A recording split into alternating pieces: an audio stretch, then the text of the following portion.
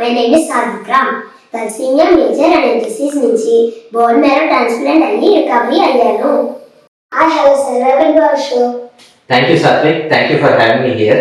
Sir, introduce yourself, please. Hello, listeners. I am Dr. Rakesh Reddy Boya, Senior Consultant in Medical and Hemato-Oncology at Apollo Cancer Centers, Visakhapatnam. I am a bone marrow transplant physician as well. Rakesh sir, thalassemia అంటే ఏంటి, ఎందుకు వస్తుంది? Thalassaemia అనేది red blood cells సంబంధించిన ఒక genetic defect.